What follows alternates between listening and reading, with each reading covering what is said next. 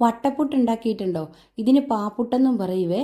ഇന്നത്തെ നമ്മുടെ ഒരു അഡാർ റെസിപ്പിയാണ് കേട്ടോ. എല്ലാവരും ഒന്ന് ട്രൈ ചെയ്ത് നോക്കണേ. Hi friends, welcome back. എല്ലാ കൂട്ടുകാർക്കും ഷിൽജി ബ്ലോഗ്സിൻ്റെ ഇന്നത്തെ പുതിയ വീഡിയോയിലേക്ക് സ്വാഗതം. ആദ്യമായിട്ട് എൻ്റെ ചാനൽ കാണുന്നവർ ഒന്ന് സബ്സ്ക്രൈബ് ചെയ്യാൻ മറക്കരുത് കേട്ടോ. ഇത് വളരെ ടേസ്റ്റിയും അതുപോലെ വേഗത്തിൽ ഉണ്ടാക്കിയെടുക്കാൻ പറ്റുന്ന ഒരു റെസിപ്പിയാണ്. പുട്ടുപൊടി വെച്ചിട്ടാണ് നമ്മളിത് ഉണ്ടാക്കുന്നത്. ഇതിന് ഫില്ലിങ്സ് ആയിട്ട് ഞാൻ വെച്ചിരിക്കുന്ന ശർക്കരയുടെയും തേങ്ങയുടെയും ഒക്കെ കൂട്ടാണ്. പക്ഷേ ഇത് മധുരം വെക്കാതെ തന്നെ എരിവ് ഇഷ്ടപ്പെടുന്നവർക്ക് ചിക്കൻ്റെ ഫില്ലിങ്സ് ഒക്കെ വെച്ചിട്ട് ഉണ്ടാക്കാം കേട്ടോ.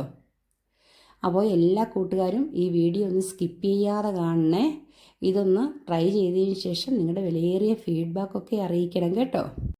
വട്ടപ്പുട്ട് ഉണ്ടാക്കാൻ വേണ്ടിയിട്ട് 250 ഗ്രാം മെഷറിംഗ് കപ്പിൽ 1.5 കപ്പ് പുട്ടുപൊടിയാണ് എടുത്തിരിക്കുന്നത്. ഒരു വലിയ പുട്ടിന് കണക്ക് കൂട്ടിയാണ് ഇതെടുത്തിരിക്കുന്നത്. പിന്നെ ആവശ്യത്തിന് ഉപ്പുപൊടി ചേർത്ത് കൊടുക്കാം. സാധാരണ പുട്ടുപൊടിയാണ് നമ്മൾ എടുക്കുന്നതെങ്കിൽ വാട്ടി കുഴച്ച് പൊടിച്ചെടുക്കണം കേട്ടോ. എന്നാൽ മാത്രമേ നല്ല സോഫ്റ്റായ പുട്ടുണ്ടാക്കി എടുക്കാൻ പറ്റൂ. ഇനി ഉപ്പും ചേർത്ത് കൊടുത്ത് നല്ലോണം ഒന്ന് മിക്സ് ചെയ്ത് കൊടുക്കാം. മിക്സ് ചെയ്ത് കൊടുത്തതിന് ശേഷം നമ്മുടെ പ്രധാന ചേരുവ പാപ്പുട്ടെന്നും പറയും കേട്ടോ. പാലാണ് ചേർത്ത് കൊടുക്കുന്നത്. ഞാൻ തേങ്ങാപ്പാൽ കട്ടിയുള്ളതാണ് എടുത്തിരിക്കുന്നത് കേട്ടോ. ഇതിപ്പോൾ ഒരു 3 കപ്പോളം ഉണ്ട്. ഈ 1.5 കപ്പ് പുട്ടുപൊടിക്ക് ഒരു 3 കപ്പ് പാൽ ചേർത്ത് കൊടുത്ത് നമുക്ക് ഒന്ന് അടച്ച് വയ്ക്കാം. ഒരു 15 മിനിറ്റ് ഇരിക്കട്ടെ. 15 മിനിറ്റ് ഇരുന്നതിന് ശേഷം ഒന്ന് ഇളക്കിയെടുത്താൽ മാത്രം മതി. നമ്മുടെ പുട്ടുപൊടി റെഡിയായി കിട്ടും കേട്ടോ. കാരണം ഇത് മേടിക്കുന്ന പുട്ടുപൊടി ആയതുകൊണ്ട് വെള്ളം കുടിച്ചാൽ ഉടനെ നമുക്ക് ഉതിർന്ന് കിട്ടും. കട്ട കെട്ടിയൊന്നും പോവുകയില്ല. ഞാനൊന്ന് ഇളക്കി കൊടുക്കുന്നുണ്ട്. ഇളക്കി കൊടുത്തതിന് ശേഷം അടച്ച് വെക്കാവേ. ഇനി ഇതൊരു 15 മിനിറ്റ് ഇരിക്കട്ടെ. അപ്പോഴത്തേക്ക് നല്ല കുതിർന്ന് കഴിഞ്ഞ് ഇളക്കുമ്പോൾ നമുക്ക് നല്ല കട്ടയില്ലാതെ കിട്ടും കേട്ടോ. ആ സമയം കൊണ്ട് ഇതിനകത്ത് വെക്കാനുള്ള ഫില്ലിങ്സ് ഉണ്ടാക്കിയെടുക്കാം. ഞാൻ മധുരത്തിൻ്റെ ഫില്ലിങ്സ് അതിനകത്ത് വെച്ച് കൊടുക്കുന്നത്. ഇപ്പം നമ്മുടെ പുട്ടുപൊടി ഒന്ന് ഇളക്കി എടുക്കുന്നുണ്ട്. നല്ല കുതിർന്ന് കിട്ടിയിട്ടുണ്ട്. ആദ്യം ഇച്ചിരി കട്ടി പോലെ തോന്നും, എന്നാലും നല്ല ഒന്ന് മിക്സ് ചെയ്തെടുത്താൽ മതി. ആ പാലെല്ലാം നല്ല കുടിച്ചിട്ടുണ്ട് കേട്ടോ. നല്ല പാലിൽ തന്നെ ഉണ്ടാക്കിയെടുക്കണം. എന്നാലാണ് ഈ പാപ്പുട്ടിന് നല്ല ടേസ്റ്റ് ഉണ്ടാവുള്ളേ. ഇനി ഇതൊന്ന് ഇളക്കി മാറ്റി വയ്ക്കാം. അതിനുശേഷം ബാക്കിയുള്ള ചേരുവകളൊക്കെ ഉണ്ടാക്കിയെടുക്കണം. അതുവരെ ഇതൊന്ന് റെസ്റ്റ് ചെയ്യട്ടെ. പിന്നെ വെള്ളം കുറവാണെന്ന് കണ്ടു കഴിഞ്ഞാൽ ഉണ്ടല്ലോ, കുറച്ചുകൂടി പാല് ചേർത്ത് കൊടുക്കാം. ഇനി പാലിൽ ചെറു ചൂടുവെള്ളമാണെങ്കിലും കുഴപ്പമില്ലേ. ഇനി ഇത് മാറ്റി വെച്ചതിന് ശേഷം ഫില്ലിങ്സ് ഉണ്ടാക്കാൻ വേണ്ടി ശർക്കര ഉരുക്കി എടുത്തിട്ടുണ്ട് ഞാൻ. ഉരുക്കിയ ശർക്കരയിലേക്കാണ് നമ്മൾ ഈ തേങ്ങയുടെ കൂട്ടിട്ട് കൊടുക്കുന്നത്. ഇങ്ങനെ ചെയ്തില്ലെങ്കിലും കുഴപ്പമില്ല. ഉരുക്കിയ ശർക്കരയിലേക്ക് തേങ്ങ ഇട്ട് കൊടുത്താൽ മതി. ഇത് ഞാനെന്നാൽ അരിച്ചെടുത്തതാണ്. ഇനി അതിലേക്ക് ഒരു മുറി തേങ്ങ ഇട്ട് കൊടുക്കുന്നുണ്ട്. തേങ്ങയൊക്കെ എത്ര വേണേലും ചേർക്കാം കേട്ടോ. നമ്മുടെ ഇപ്പോൾ ഒരു പുട്ടിന് കണക്ക് കൂട്ടിയാണ് എടുത്തിരിക്കുന്നത്. ഇനി നല്ലോണം ഇതൊന്ന് മിക്സ് ചെയ്ത് ഈ ശർക്കരയൊക്കെ എല്ലായിടത്തും ഒന്ന് പിടിച്ചു വരട്ടെ. അതിനുശേഷം ബാക്കി കുറച്ച് ചേരുവകളും കൂടിയുണ്ട്, അതെല്ലാം ഇട്ട് കൊടുക്കണം. ഇനി ഈ ശർക്കരയുടെ വെള്ളമൊക്കെ വറ്റി നല്ലൊന്ന് തേങ്ങ ഡ്രൈ ആയി വരട്ടെ. ആ സമയമാകുമ്പോഴത്തേക്ക് ബാക്കി ചേരുവകളും കൂടെ നമുക്ക് ചേർത്ത് കൊടുക്കാം. അടി പിടിക്കാത്ത ഒരു പാനി വേണം ഇത് ഇളക്കി കൊടുക്കാൻ. ഇല്ലെങ്കിൽ അടി പിടിച്ചു കഴിഞ്ഞാൽ നമ്മൾ ഉദ്ദേശിക്കുന്ന കൺസിസ്റ്റൻസി നമുക്കിത് കിട്ടുമല്ലോ കേട്ടോ. ഇനിയിപ്പം വെള്ളമൊക്കെ വറ്റി കിട്ടിയിട്ടുണ്ട്. ഈ സമയത്ത് ഞാനിച്ചിരി പഞ്ചസാരയുടെ കൂടെ ഏലക്ക പൊടിച്ചെടുത്തിട്ടുണ്ട്. 1 സ്പൂൺ അത് ചേർത്ത് കൊടുക്കുന്നുണ്ട്. ഏലക്കാപ്പൊടിയൊക്കെ ചേർക്കുമ്പോൾ നല്ലൊരു ഫ്ലേവറാണ് കിട്ടുന്നത്. ഇനി അത് നല്ലോണം മിക്സ് ചെയ്ത് കൊടുക്കണം. ഇനി നമ്മൾ ചേർക്കുന്നതെന്ന് പറഞ്ഞു കഴിഞ്ഞാൽ നമ്മുടെ കയ്യിലുള്ള ഏത് നട്ട്സ് വേണമെങ്കിലും ഇതിൻ്റെ കൂടെ ആഡ് ചെയ്യാം. ദിൽക്കുഷൊക്കെ മേടിക്കുമ്പോൾ അതിനകത്തുള്ള നട്ട്സുകളില്ലേ, ആ തേങ്ങയുടെ ഫില്ലിങ്സ് ഇല്ലേ, അതുപോലെ തന്നെ കൂട്ടുണ്ടാക്കിയാലും മതി. ഇനി ഞാൻ കുറച്ച് വൈറ്റ് എള്ള എൻ്റെ കയ്യിലുണ്ട്, അതുകൂടി ചേർത്ത് കൊടുക്കുന്നുണ്ട്. പിന്നെ കുറച്ച് മുന്തിരിയും കൂടി, ഉണക്ക മുന്തിരിയും ചേർത്ത് കൊടുത്ത് ഇളക്കി കൊടുക്കുന്നുണ്ട്. നല്ലോണം ഇത് മിക്സ് ചെയ്ത് ഇപ്പോൾ ഫ്ലെയിം ഞാൻ ഓഫ് ചെയ്തേ. ഇനി ഒന്ന് ഇളക്കി മാറ്റി വയ്ക്കാം. അതിനുശേഷം നമുക്കൊന്ന് പുട്ട് സെറ്റ് ചെയ്തെടുക്കണം കേട്ടോ. ഇപ്പോൾ ശർക്കരയൊക്കെ എല്ലായിടത്തും പിടിച്ചിട്ടുണ്ട്. നല്ല ഡ്രൈ ആയിട്ട് കിട്ടിയിട്ടുണ്ട് നമ്മുടെ കൂട്ട് കേട്ടോ. കട്ടയായി പോവരുത്. കട്ടയായി പോകാതിരിക്കാൻ ശ്രദ്ധിച്ചോണേ. ഇനി കാഷ്യൂ ഒക്കെ വേണമെങ്കിൽ ചേർത്ത് കൊടുക്കാം. എന്ത് നട്ട്സ് വേണമെങ്കിലും നമുക്ക് ഇതിൻ്റെ കൂടെ ചേർക്കാവേ. ഞാൻ എടുത്തിരിക്കുന്നത് ഒരു സ്റ്റീൽ പാത്രമാണ്. അതിൽ നെയ്യ് തടവി എടുക്കണേ. നെയ്യില്ലെങ്കിൽ ഓയിലോ തടവി എടുത്ത് വെച്ചാൽ മതി. ഇനി ഇതെല്ലായിടത്തും ഒന്ന് സ്പ്രെഡ് ചെയ്ത് കൊടുക്കണം. സ്പ്രെഡ് ചെയ്ത് കൊടുത്തതിന് ശേഷം നമ്മുടെ ഒരു ലെയർ പുട്ടിട്ട് കൊടുക്കാം.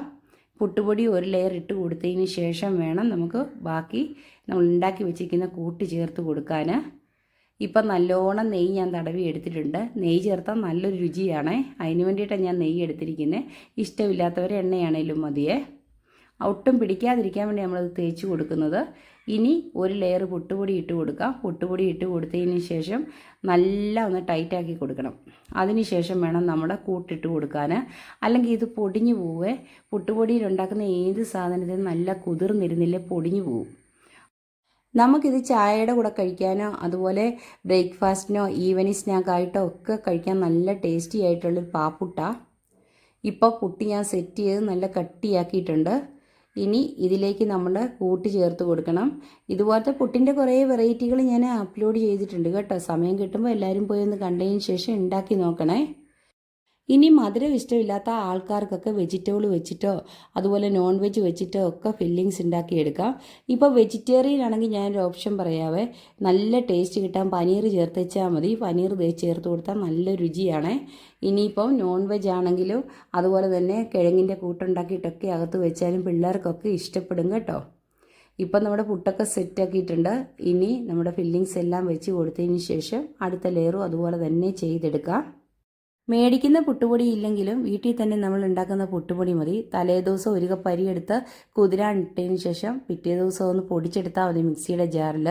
ഇതുപോലത്തെ തന്നെ പുട്ടുപൊടി ഉണ്ടാക്കി എടുക്കാൻ പറ്റും കേട്ടോ. വറുത്ത പുട്ടുപൊടി എടുക്കുന്നതിലും നല്ല ഇങ്ങനത്തെ പുട്ടുപൊടി എടുത്ത് ഉണ്ടാക്കുന്നതാണ്.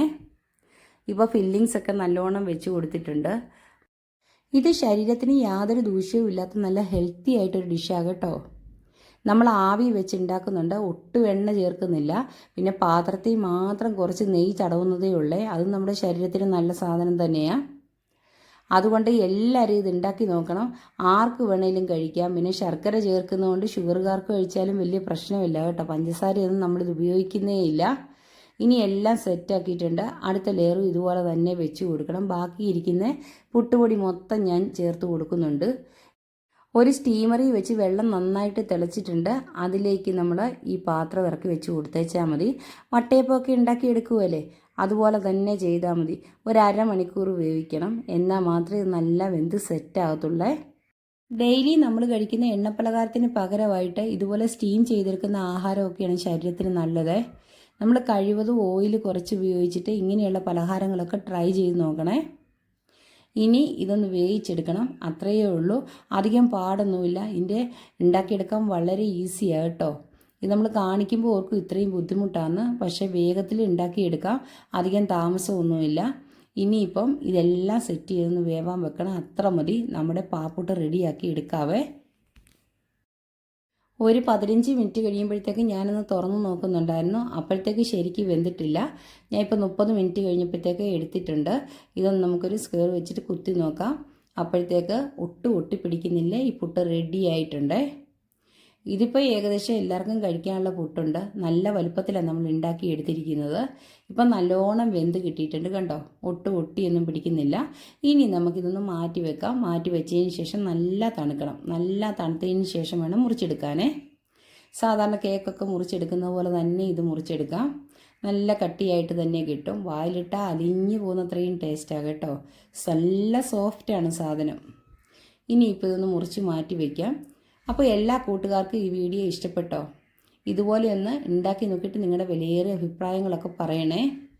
അതുപോലെ ആദ്യമായിട്ട് എൻ്റെ ചാനൽ കാണുന്നവരൊന്ന് ലൈക്ക് ചെയ്യാനും ഷെയർ ചെയ്യാനും പിന്നെ സബ്സ്ക്രൈബ് ചെയ്യാത്തവരുണ്ടെങ്കിൽ ഒന്ന് സബ്സ്ക്രൈബ് ചെയ്യാനും മറക്കരുത് കേട്ടോ. പാപ്പുട്ട് എങ്ങനെയാണ് ഉണ്ടാക്കുന്നുള്ള സംശയം എല്ലാവരുടെയും തീർന്നില്ലേ? ഈ വട്ടപ്പുട്ടും പാപ്പുട്ടിനും എല്ലാം ഒരേ ചേരുവകൾ തന്നെയാണ്. പിന്നെ ഫില്ലിങ്സിൽ മാത്രമുള്ള വ്യത്യാസമേ ഉള്ളൂ കേട്ടോ. ഇനി ഞാൻ വേറൊരു വീഡിയോയിൽ വേറെ ഡിഷുമായിട്ട് വരുന്നതായിരിക്കും. നെക്സ്റ്റ് വീഡിയോയിൽ കാണുന്നത് വരെ okay bye. Thanks for watching.